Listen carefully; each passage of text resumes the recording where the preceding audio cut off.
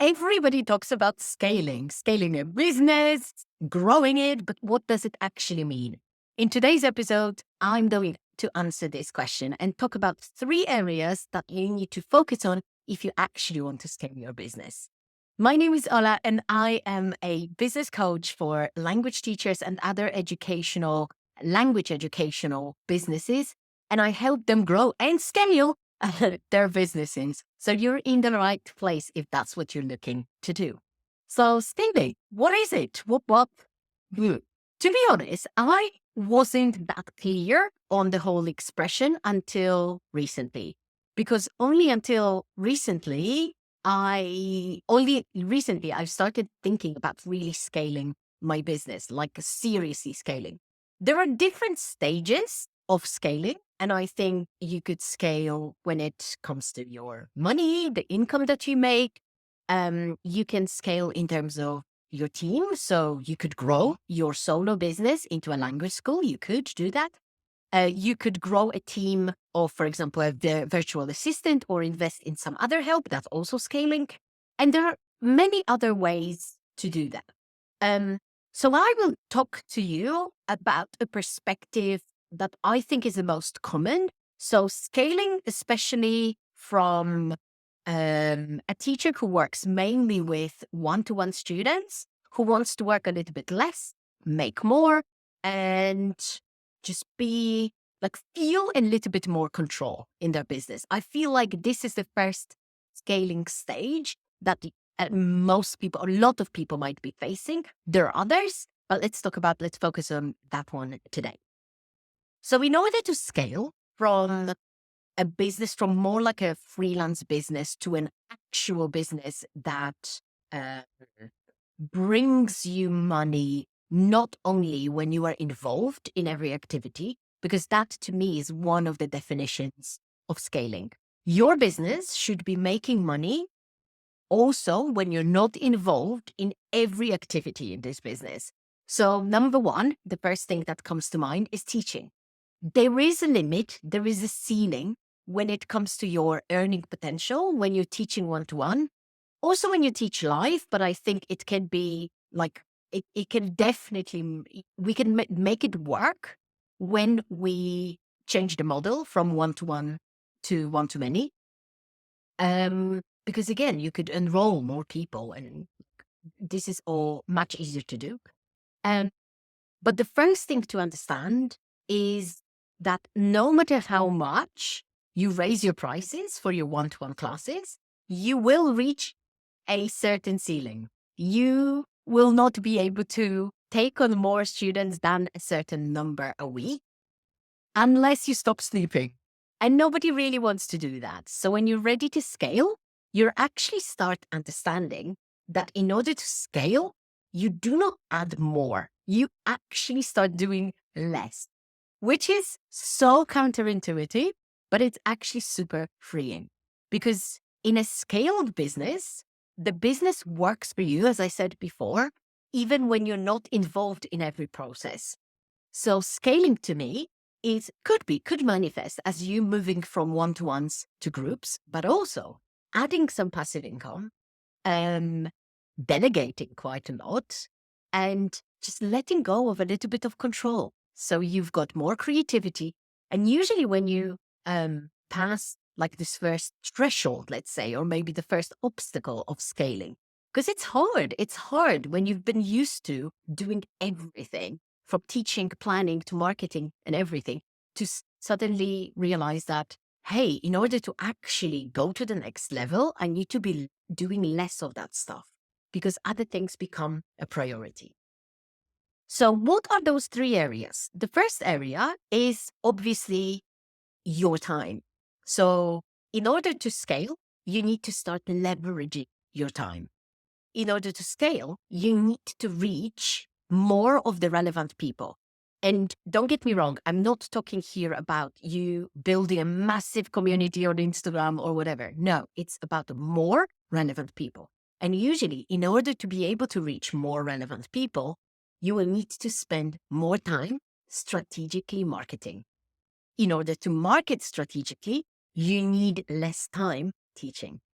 So a lot of people who, when they come and start working with me, for example, through the rocket takeoff, um, or just, are in that phase when they're learning and thinking about how to make their current situation, so the freelance business that they have, teaching one-to-ones, how to make it a bit more effective, they start noticing, and it's a good thing that they start noticing, that you cannot have both, that you cannot teach a full schedule of 25, 30 hours a week and market effectively at the same time.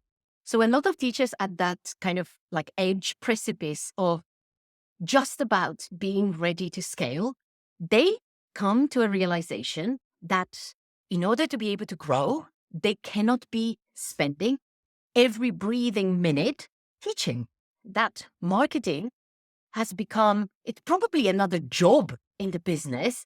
And I understand that not everybody will be able to, sacrifice 15, 20 hours a week to marketing, but that's, to be honest, that's what I do, for example. So we need to be realistic.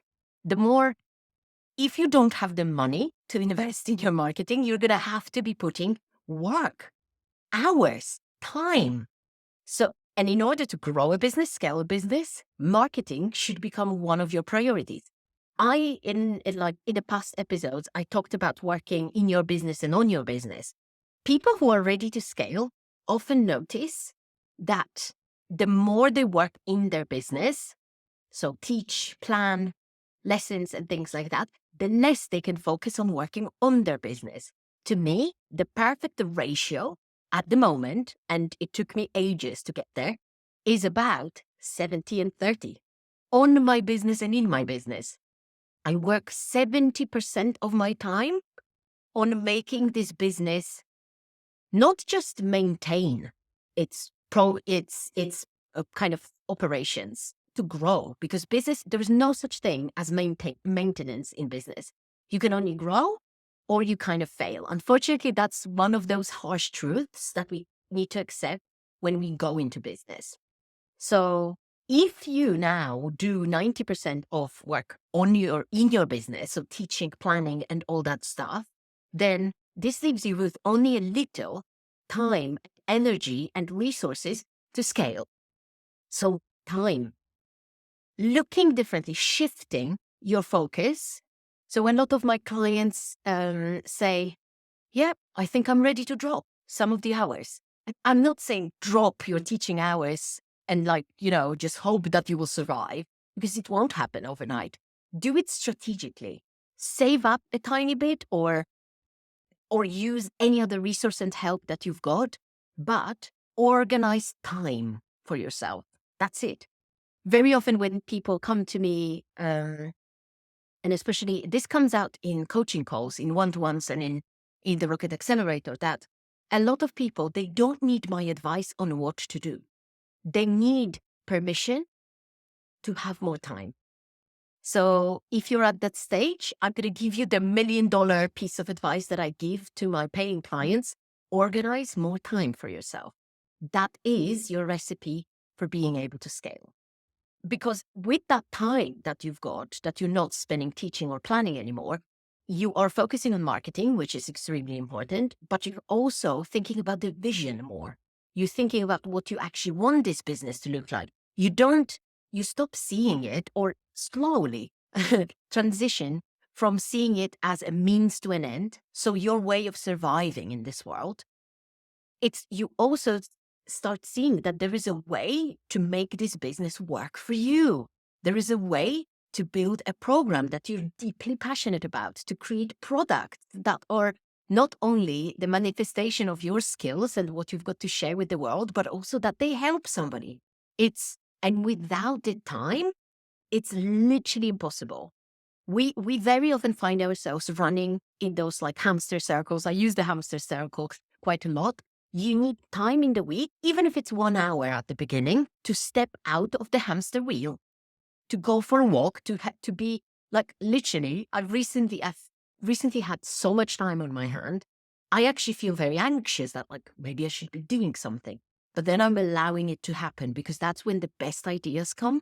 That's when I actually, I know that because of the routines I've now built, if something happens, I know that I've got some time to fall onto. Like, for example, if something happens with my child, whatever, like, this is what I built this business for, not to fill the time that I have now that I work for myself with more activities. No, it's to have it, because that's richness in itself. That's abundance in itself. So number one is time. Number two is work. So it's a broad category, broad area, but basically what you need to give yourself permission to is to work less, right? Work less and delegate as much as possible. So by delegation, I don't just mean paying a virtual assistant, although that's a fantastic idea. It's a fantastic idea. If you can afford, you can pay someone to do some work for you for 5 hours a month. And I guarantee you that the time you're buying, because that's again related to that, is worth so much more than just the time. It's also the mental space, bandwidth. That's what some people call it, and I really love it. You are buying yourself bandwidth. So you need to stop working, basically. You need to be ready for the time when your business is at a stage where you're not required to work 25, 30 hours teaching people a week. You need to start getting used to it now. It's because it's going to be a shock to the system. You're probably overworking now. You're probably like at times, and I hear it every day, literally from teachers I work with, especially before Christmas, they say, I'm so ready for a break. To me, this is actually a very much of a warning sign. You shouldn't be feeling like this. You shouldn't be feeling like you're ready for a break. Yes, there are times when we work more, but to be honest, it should be sustainable. You should be getting used to working just optimally. There is no contest. Whoever works more is more, I don't know, a more valuable person. That's bullshit. We know that capitalism made us think that.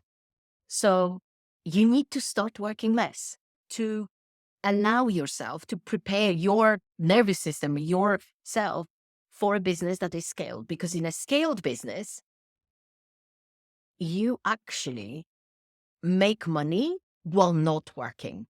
You make money from things that work without you always being there. So whether it is a group course that is so well priced, so well positioned, and so well designed that people are there, they buy it from you every 3 months, maybe, join that group, and then they pay in installments, so you don't have to worry about the money every month. You are not just charging a person for joining it once. You are only doing the lessons, but the money keeps coming. And that's a wonderful feeling. But you need to get used to that. And the other side of that same coin is delegating. So delegating is, again, not just by time or somebody's time to do some tasks for you, although, again, it's a wonderful idea. You need to start investing in tools, because tools also help you scale. Let's be honest, we are all limited in our own ways. I am quite techie and I like it. I can do a lot of things. And recently, when I had to start rewriting the copy for my website, I knew it was time. I knew I could do it, but I've decided to pay someone because I don't have to anymore. Because a business that gets bigger, it literally cannot have its CEO do everything. It literally is impossible because your mind gets scattered, but also you just get no energy to visualize, to think about the future, and to actually make sure that every moving part works. So paying for things, also paying for upgrades in like software and tech that can help you run it smoothly. So for example, I remember this time when I had a client and I had to convince them that they need an automated invoicing system. Like, you cannot scale a business. You cannot be doing your invoices manually. Let me tell you, that's just the truth. You cannot. And I know you're going to tell me, I don't mind. I only do it once a month. If you've got any hopes and like any sort of dreams about this business, you absolutely have to invest in a tool without also always complaining that they charge so much or that PayPal charges. Because when you decide that your time is more valuable, I guess this should all be about time because I'm talking about like paying for more time. When you realize that your time is more valuable than you sitting every month and doing your invoices manually, that's when you become a serious business owner because your attention, your energy are needed elsewhere.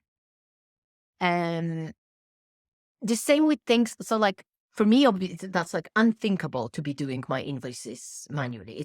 It would kill my soul, right? But very often we're just not in touch with what we actually like doing. We just think, oh, it could be worse. I could be doing that. Maybe not, right? And finally, the third element is a business model. So it's all related. So you see that there are common threads here. The business model that allows you to scale is obviously something along the lines of one to many offerings. When you first scale, so transition, like I talked about in one of the previous episodes, from one-to-ones to groups, that's your first step, right? You can build your business around that group offer so that you only spend time delivering to that group in whatever format you decide. It could be live, it could be digital, but also very soon you start adding other things, the passive income that helps like add stream of income, new revenue to your business.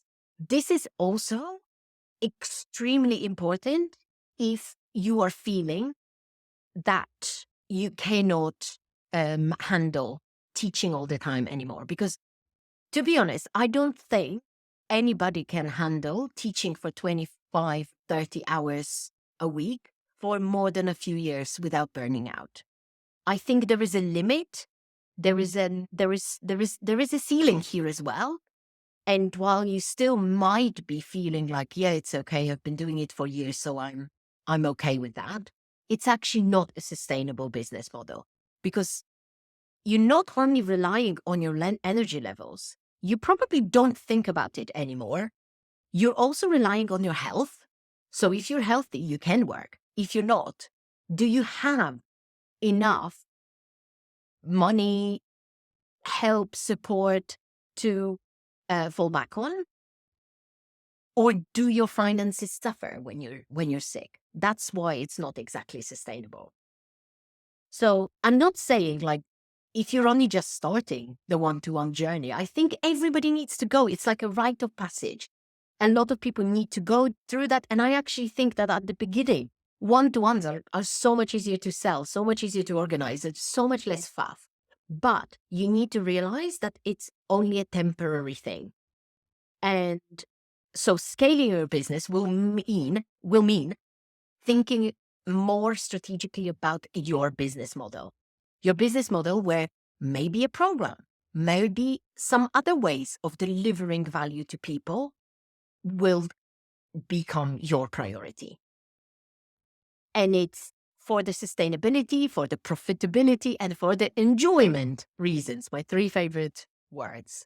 So obviously, when you sell one to many, you're not reliant on also that one person who pays you, right? You're not reliant on your health. Although it depends. If your model is still quite live, then you still do, but it's much less. You probably create enough cushion that it's okay. Also, when you think strategically about your business model, you're not worried about, for example, taking holidays, because when you're planning your group program, that's how I teach it. You don't just say, hey, it's 10 weeks and you have to show up for 10 weeks. No, you build it into your life. So you plan your holidays, you take all out. So that's exactly what I do every year. I take out of my calendar all the times when my son is on holiday so that I don't have to worry that I have to show up when my son is on holiday, because it's literally impossible. He needs tons of my attention, and I don't want to be dealing with my business when he needs my attention. So when, again, one part of thinking strategically about your business model is also slotting your group programs, your one-to-one, round your life, not the other way around. Not thinking, I'm going to sell one-to-ones and group classes, and then if I get sick, oh well.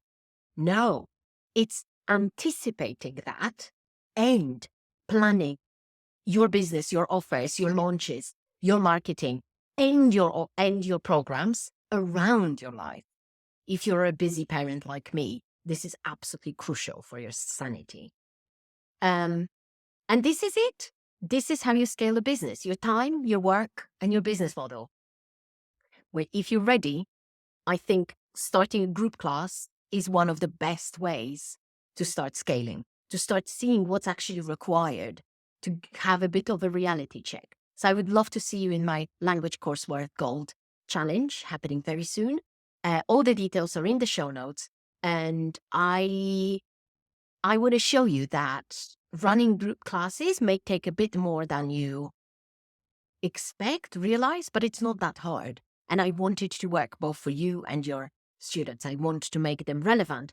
And I want you to be able to scale your business, to enjoy all the benefits of a stable business model, of a week where you don't spend 30 hours teaching, and of an approach that is much more sustainable.